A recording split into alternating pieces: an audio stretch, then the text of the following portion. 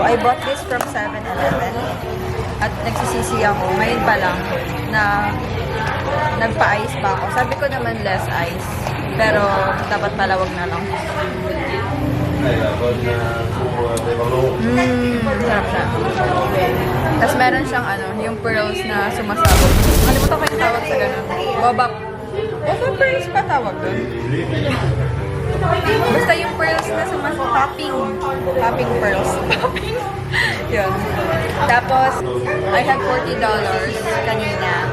Tapos, nagmasabay ako magpapalit. Ito yung nakuha ko. $40 is 992,000 in this current time. A few moments later. Alam niyo ba na dito sa Vietnam, hindi uso ang coins? Kasi ang least denomination nila is 1,000. So yung, again, yung pera nila dito works in thousands. Para hindi kayo malito, pag tinignan niyo yung pera, kaltasin niyo agad yung tatlong zero. So, mas madaling i-compute.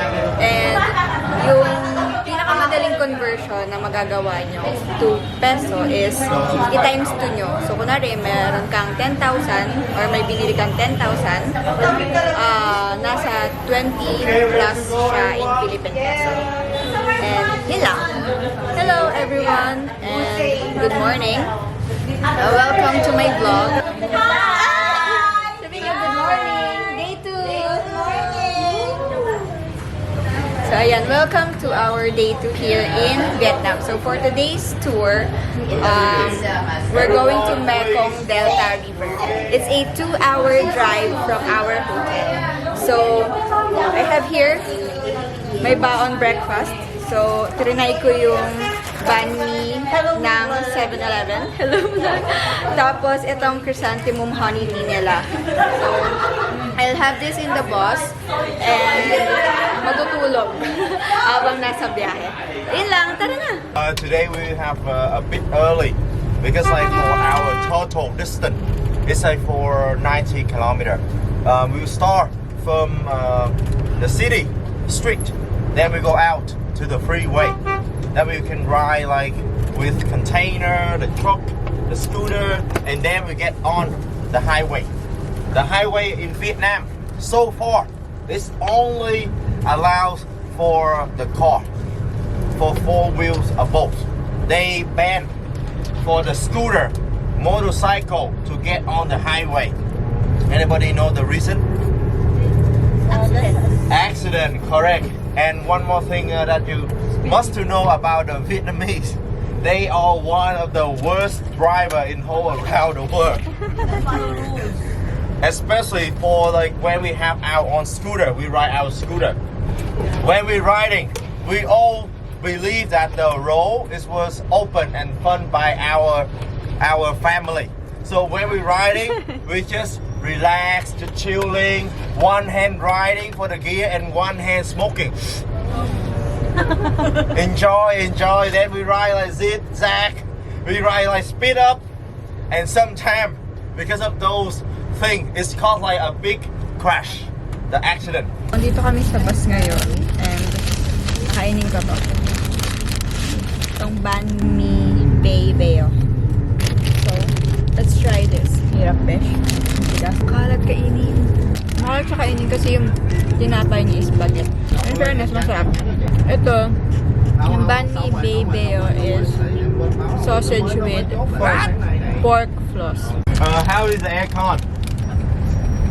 May background music tayo, Vietnamese music. According to Long Den, so very informative yung tour guide namin.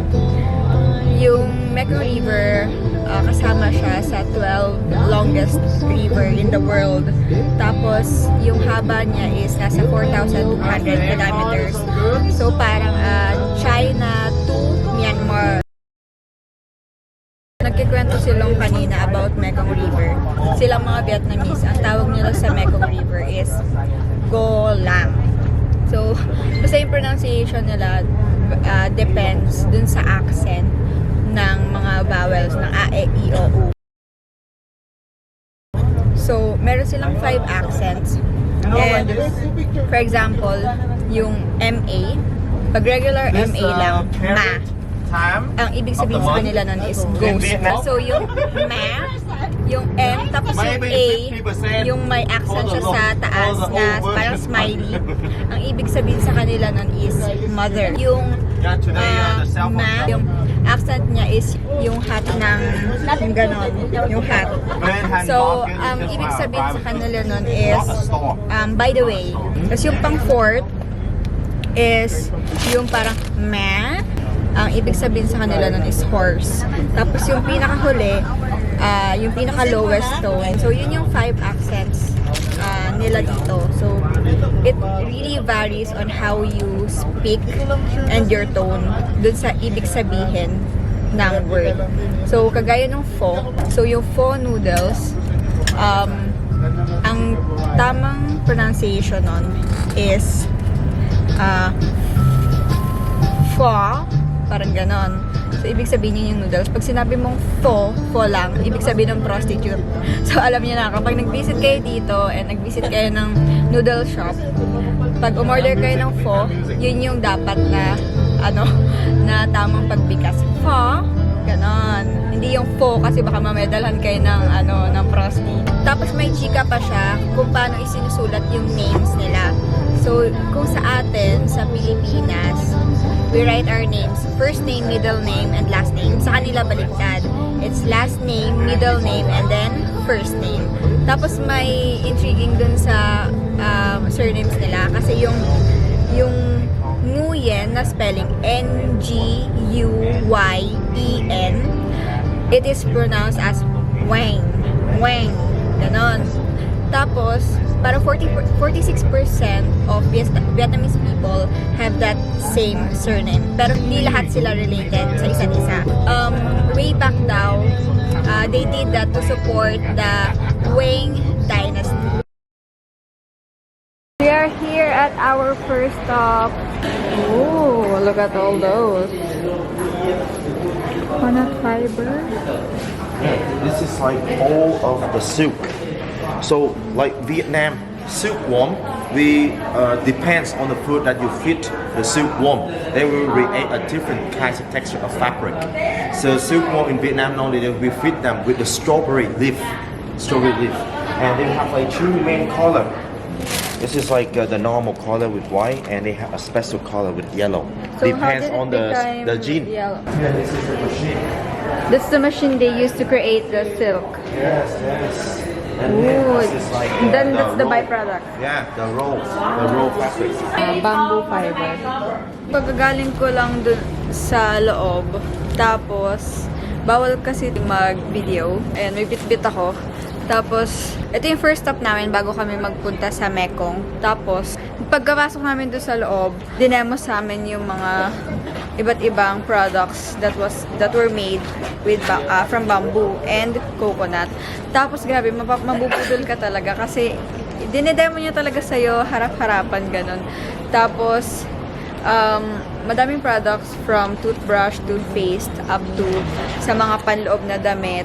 Tapos, yung mga wearables, tas mga kitchen. Tas ito nga, yung nabili ko, which is I think most of us bought, is yung parang kitchen towel. No need to use any soap kahit magki-clean ka ng windows or kitchen, ganon. Tapos pag huhugasan mo siya, water lang talaga. So, bumili ako nung 6+1 pack nila.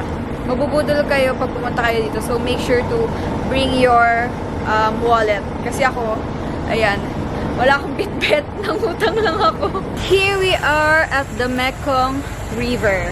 Pipila kami papunta sa boat for the boat ride. That's what you'll see inside. There's souvenir shops din. Tada!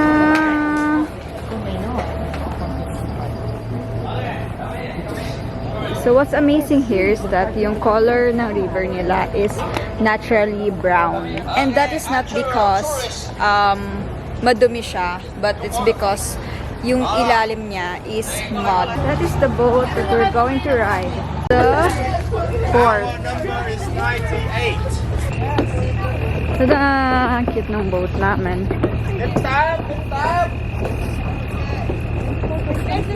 Okay. Safety first, okay? Careful, watch your step. The water is not too deep. The water is not too deep. For real. For real. Actually, I used to drop in here. I fall down to this harbor. Some guests pushed me. What? How come? Yeah, I have the same question with them. Okay, hi! Alam niyo ba, we are very blessed with the beautiful weather today kasi hindi siya humid tapos cloudy. Hello, mon frère Babo. I just forgot what I'm saying. Minimum this can long for 5 years and maximum is like Bababa na tayo. We're here at the Unicorn Island. We're going to try the honey. And then meron dito yung longan flower. So longan flower tea with honey. So this is the ginger and sweet banana. Let's try the ginger.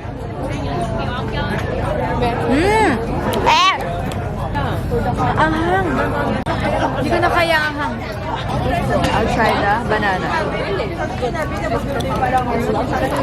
Tiga. The comfort. Here. This is the tea. The best, the most like best lady you hold around the world. Because like every time if she wants taking egg Sarap. Tea. Longan flower honey. on the Tea. sky, it's of somebody. The types of bee. Queen bee, male bee, and the female bee. He's holding the giant snake. Ooh.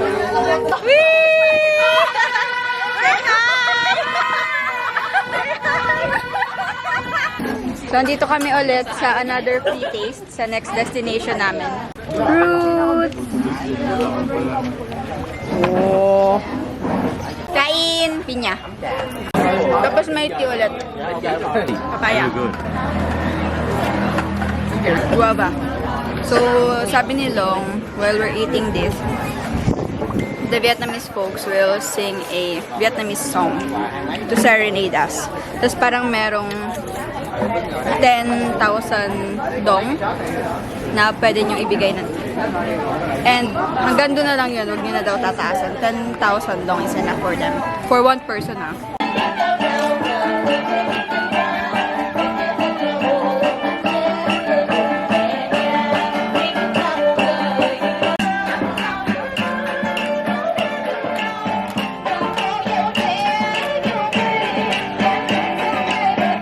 What's beautiful here in Vietnam, kasi nape-preserve talaga nila yung culture nila with the instruments na yun pa rin yung gamit nila. Tapos may mga performers na gano'n. Ang saya. Parang experience talaga. One night. Next morning, happy again. That's why in Vietnam we call happy water. One person drink, two person happy. That is a snake liquor in Vietnam. Seriously? Diet! How was it? Anong amoy? Amoy alak talaga. Sige, inumin mo na. Nasa amoy gin? Amoy gin? Tadway? Ano ba? Tanduay. Amoy tadway. Okay. Anong lasa? Ano lasa? Anybody know what is it? Palay! Rice. Before rice. Yes, before the rice. More rice. They put it inside. That is the sand. The sand. They cook with the sand, and they put a little bit oil. And they want to make it like the temperature become faster. Sand and Okay, oil. everyone. They will making the buff rice. Literal in na here. pop rice. Okay, start. Faster.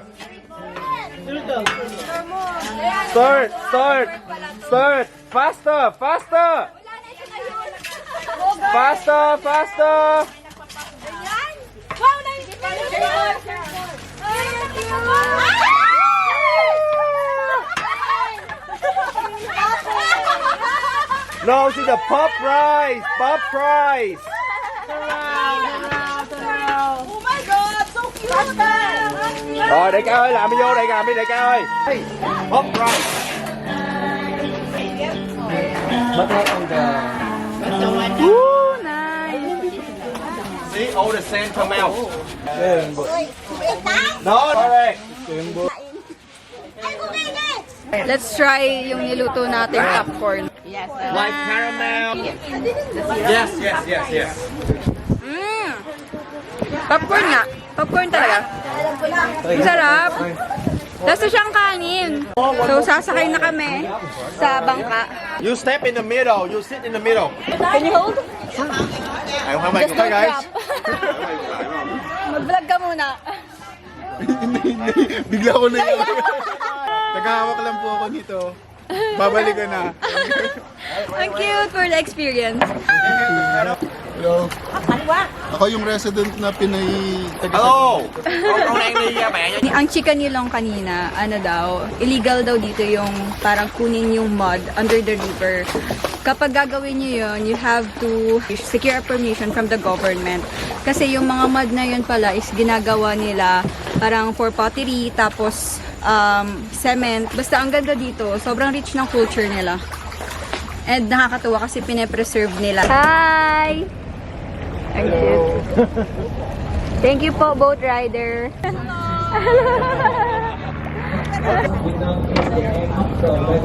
Okay, so be careful. So we have to cross the boats to go back to our boat. Ay! Thank you.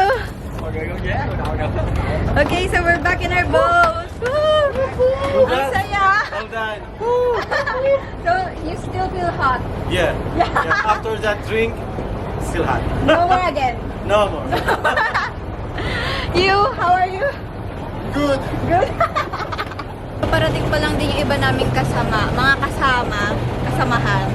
So, ayan, nakakatuwa kasi yung 15-minute boat ride, super sulit yung experience. Parang if you really wanted to feel and experience their life, you should go for this kind of experiences kasi nakakatuwa.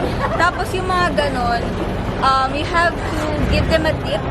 Kahit 10,000 dong, it will be enough for them. Okay? Kasi grabe nga naman yung nagsasagwan sila for the whole day. Tapos may marireceive silang ganon, diba? It's not too much. Punta kayo rito and experience this. Captain, where are we going today? To the Turtle Island! Okay. Hey!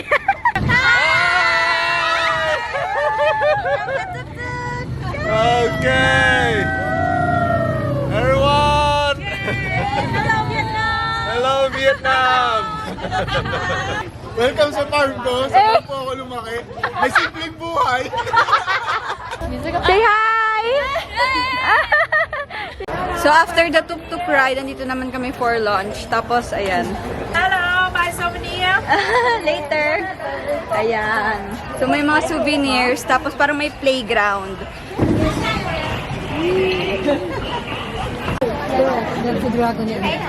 Elephant earfish. And that is the dragon egg. It's made of sticky rice. Yes, because you know, only rice. Yeah. Sinangag. Yeah. Ano lasa? Chinese. Still fry. Ano lasa? They're sleeping.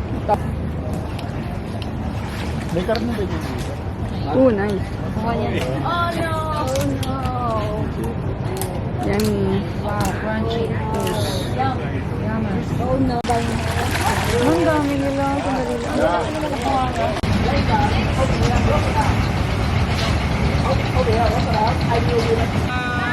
Good. See you back in Saigon. Pabalik na kami sa isla. Say hi! Hi! We're riding the machine boat going back to the harbor. Hi! We're in Vietnam. Go! We're on the Mekong River, having a good time. Yeah. With our friends here.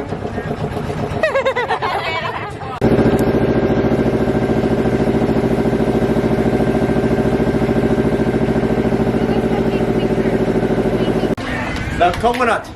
To making the coconut candy or cooking, first we have to choosing the old coconut.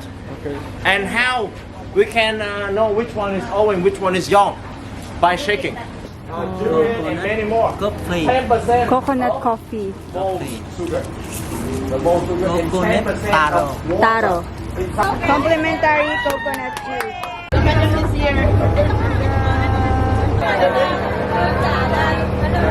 That concludes our Mekong Delta tour. So, andito na kami ulit sa harbor. Yan. Hindi ko alam kung pagod ba ako, inaantok, or hindi ko alam, pero feeling ko na-drain ako ng mga something. Tapos, pupunta pa kami ng pagoda after this bago kami bumalik sa hotel. So, tara na. Matutulog tayo mamaya sa bus. Now, for the last stop of this day 2, we're here at the pagoda. Look.